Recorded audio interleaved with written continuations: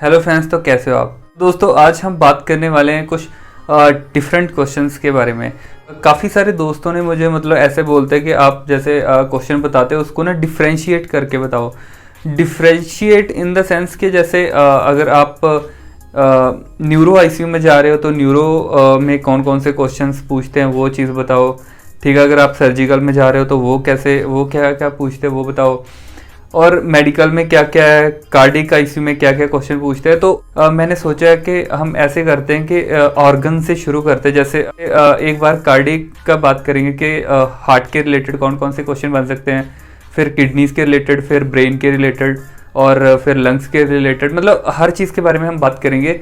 तो इसलिए आज की जो वीडियो है इसमें हम सबसे पहले किडनीज के बारे में पढ़ेंगे। जो हमारी 2 किडनी होती है उनके बारे में पढ़ेंगे कि उनके ऊपर क्या क्या क्वेश्चन वो पूछ सकते हैं, क्या क्या पूछने की पॉसिबिलिटी है कि वो आपको क्या क्या क्वेश्चन पूछ सकते हैं ऑर्गन के रिलेटेड। तो दोस्तों वीडियो काफ़ी अच्छी है और आपको काफ़ी नॉलेज मिलेगी किडनी के बारे में। आज की जो वीडियो है, अगर ये वीडियो आपने पूरी देख ली तो किडनी के ऊपर किसी भी हॉस्पिटल में कोई भी क्वेश्चन आए, ऐसा हो ही नहीं सकता कि आपका वो क्वेश्चन गलत हो जाए। तो ये वीडियो को शुरू से एंड तक देखना और वीडियो अच्छी लगे तो वीडियो को लाइक जरूर करना। चैनल पे फर्स्ट टाइम विजिट कर रहे हो तो वीडियो को चलते चलते सब्सक्राइब जरूर कर देना ताकि आने वाली हर वीडियो का नोटिफिकेशन आपको सबसे पहले मिल सके। तो दोस्तों बिना टाइम वेस्ट किए हम शुरू करते हैं आज की वीडियो। काफ़ी सारे दोस्त व्लॉग की वेट कर रहे हैं कि जल्दी से कोई ना कोई व्लॉग बना के डालो। तो यार मैं भी काफ़ी ट्राई कर रहा हूँ कि जल्दी से जल्दी मैं व्लॉग बनाऊँ, लेकिन थोड़ा ड्यूटी की टाइमिंग और वही थोड़ी दिक्कत हो रही है। लेकिन तो बहुत जल्दी एक व्लॉग भी अभी बस आने वाला है, मे बी नेक्स्ट वीक तक व्लॉग की वीडियो में मैं डाल दूं। तो फिलहाल के लिए आज की जो इन्फॉर्मेटिव जर्नी है वो हम शुरू करते हैं। तो रीनल सिस्टम शुरू करने से पहले इसकी इंट्रोडक्शन कर लेते हैं। तो रीनल सिस्टम में सबसे पहले आती है हमारी 2 किडनीज, 2 यूरेटर, एक यूरिनरी ब्लैडर और एक हमारा आता है यूरेथ्रा। तो दोनों किडनीज के ऊपर क्या क्या क्वेश्चन बन सकते हैं इसके बारे में बात कर लेते हैं। सबसे पहला जो क्वेश्चन है ये बन सकता है किडनी के वेट के ऊपर कि किडनी का वेट जो है कितना होता है। तो दोस्तों अगर किडनी के वेट की बात की जाए तो मेल के अंदर जो किडनी होती है उसका जो वेट है वो 150 ग्राम का होता है और जो फीमेल के अंदर किडनी होती है उनका जो वेट है 135 ग्राम का होता है। और जो दोनों हमारी किडनी है उसमें जो राइट वाली हमारी किडनी होती है वो थोड़ी सी लेफ्ट वाली साइड से लोअर होती है। लोअर क्यों होती है? Because of the liver. जो राइट किडनी है उसके ऊपर हमारे लीवर का काफ़ी जो पार्ट है वो आता है, जिसकी वजह से वो थोड़ी सी नीचे होती है। इसकी जो एग्जैक्ट लोकेशन होती है वो होती है थोरैसिक 12 से लेके लंबर 3 तक। इसके बीच में जो किडनी है दोनों सिचुएटेड होती है। तो दोस्तों अगर आपको ऐसा क्वेश्चन आए कि हमारी बॉडी या हमारे ब्लड के अंदर जो नाइट्रोजनियस टॉक्सिक वेस्ट है उसमें से कौन सा वेस्ट है जो सबसे हाईली टॉक्सिक होता है, तो उसका जो राइट आंसर होता है वो होता है अमोनिया। अमोनिया जो है वो सबसे ज़्यादा हाईली टॉक्सिक हमारी बॉडी के अंदर वेस्ट होता है। इसकी जो नॉर्मल वैल्यू है 9.5 to 45 माइक्रोग्राम पर डेसीलीटर जो इसकी नॉर्मल वैल्यू होती है। पर क्वेश्चन आता है कि जैसे प्रोटीन है, प्रोटीन का एंड प्रोडक्ट क्या होता है? प्रोटीन का एंड प्रोडक्ट होता है वो होता है यूरिया।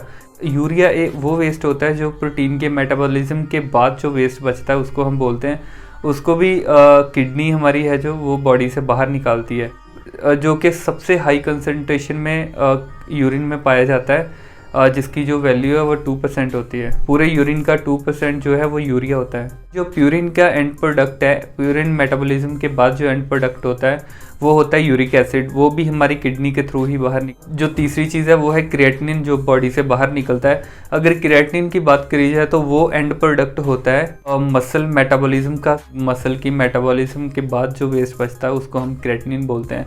क्रिएटिनिन जो है सबसे बेस्ट इंडिकेटर होता है रीनल फेलियर का। अगर किसी भी पेशेंट को रीनल फेलियर है वो तभी पता चलता है अगर क्रिएटिनिन का लेवल ज़्यादा हाई होता है। तो क्रिएटिनिन के लेवल से ही हम रीनल फेलियर का पता लगाते हैं। दोस्तों किडनी के बारे में तो हमें पता चल गया। अभी जो यूरिन है, यूरिन में से सारा वेस्ट जो है वो निकलता है। तो किडनी में जो मेन फंक्शन होता है वो होता है नेफ्रॉन का।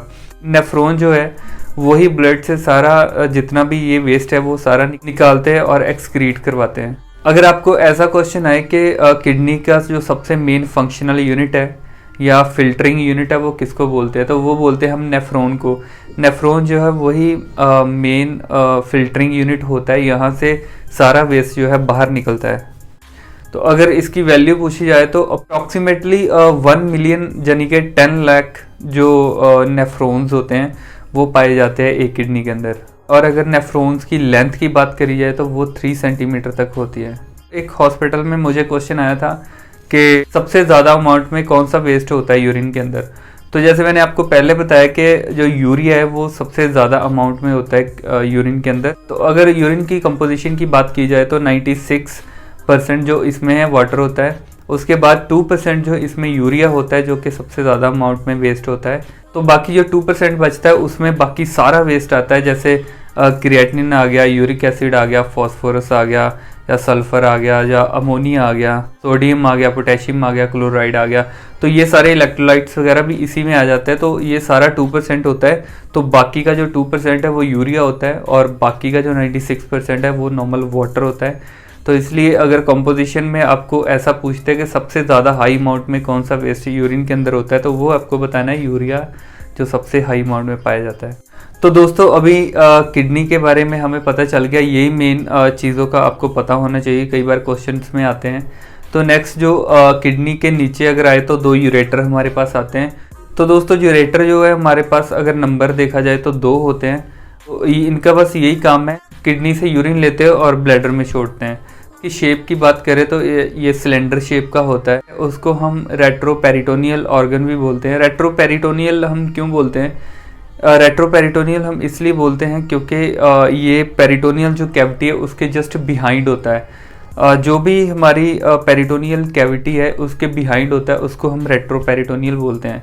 कई बार लेंथ के बारे में हमें पूछते हैं कि इसकी लेंथ कितनी होती है। तो अगर इसकी लेंथ की बात करी जाए तो 25 से 30 सेंटीमीटर तक यूरेटर की लेंथ होती है और इसका जो डायमीटर होता है वो अप्रॉक्स 3 सेंटीमीटर तक का। तो इसी से 25 सेंटीमीटर से आपको ये भी याद रखना कि एक तो यूरेटर की जो लेंथ है वो भी 25 to 30 होती है और जो इसोफेगस है हमारी, अगर उसकी लेंथ की बात करी जाए तो वो भी 25 सेंटीमीटर, और जो हमारी ड्यूडिनम होती है वो भी 25 सेंटीमीटर होती है। तो नेक्स्ट है हमारा ब्लैडर।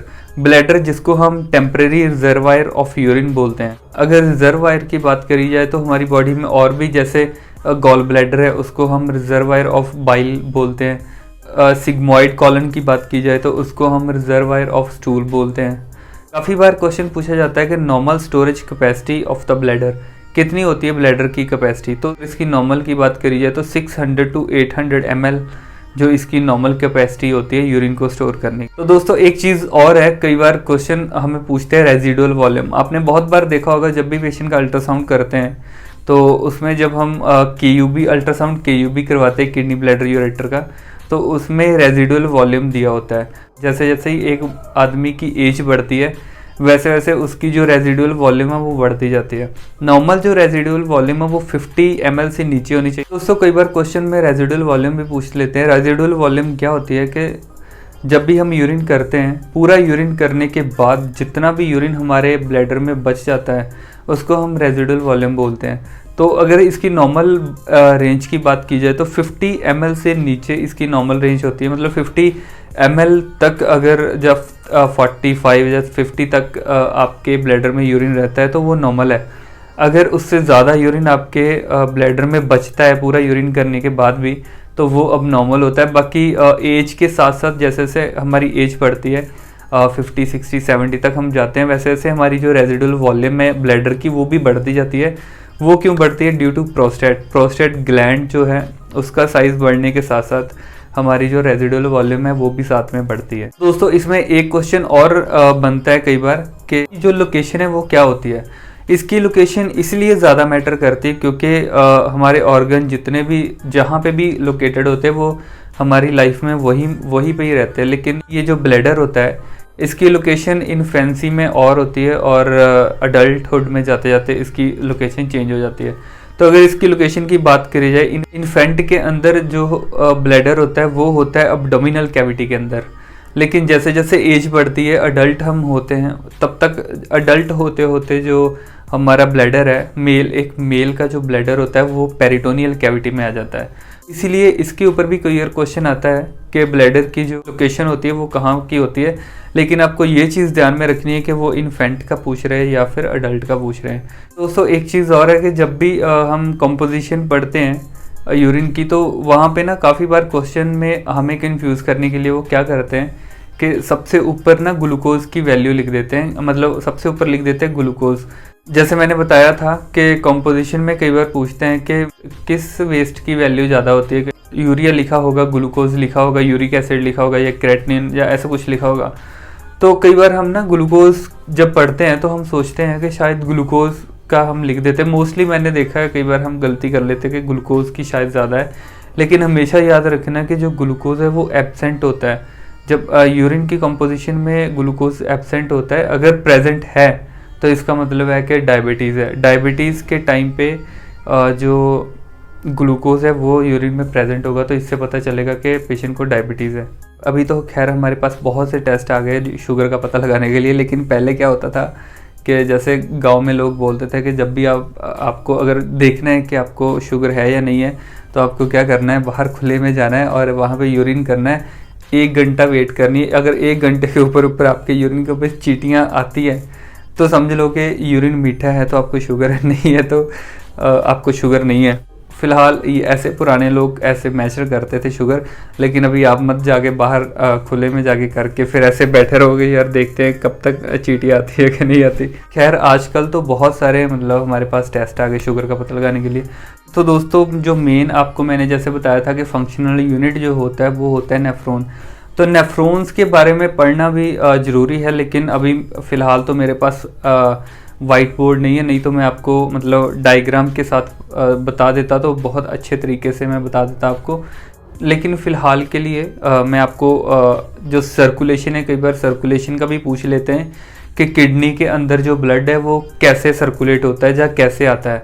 तो अगर इसकी सर्कुलेशन की बात करी जाए तो सबसे पहले जो ब्लड है अब्डोमिनल एओर्टा के थ्रू आता है रीनल आर्टरी में। रीनल आर्टरी से ब्लड आता है सेगमेंटल आर्टरी में। सेगमेंटल आर्टरी से ब्लड आता है लोब्यूलर आर्टरी में।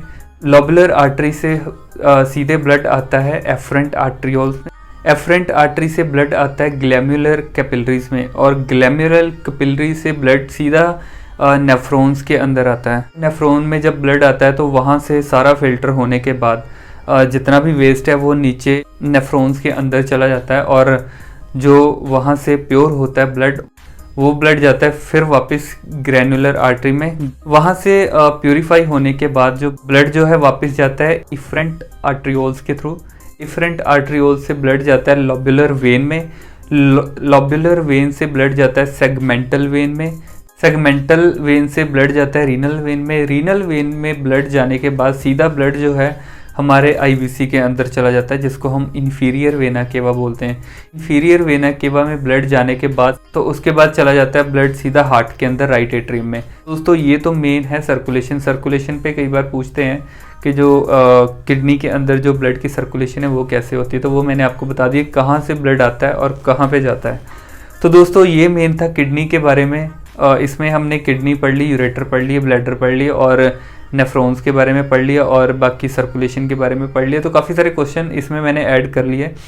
तो दोस्तों ये आप ज़रूर पढ़ना, इसमें आपको काफ़ी सारी हेल्प मिलेगी। अगर कल को आप इंटरव्यू में जाओगे तो आपको अगर किडनी के रिलेटेड कोई क्वेश्चन आए तो आपको इसमें काफ़ी हेल्प मिलेगी। दोस्तों आज की वीडियो में बस इतना ही। नेक्स्ट वीडियो में हम नेक्स्ट ऑर्गन के बारे में बात करेंगे।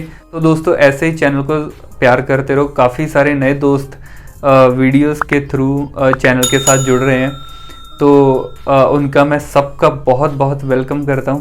तो अपने दोस्तों के साथ वीडियो को शेयर ज़रूर करना। अगर वीडियो अच्छी लगे तो लाइक और चैनल को सब्सक्राइब कर देना।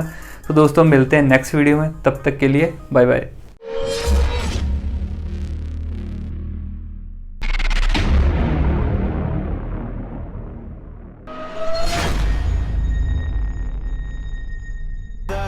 It's caught in the crossfire.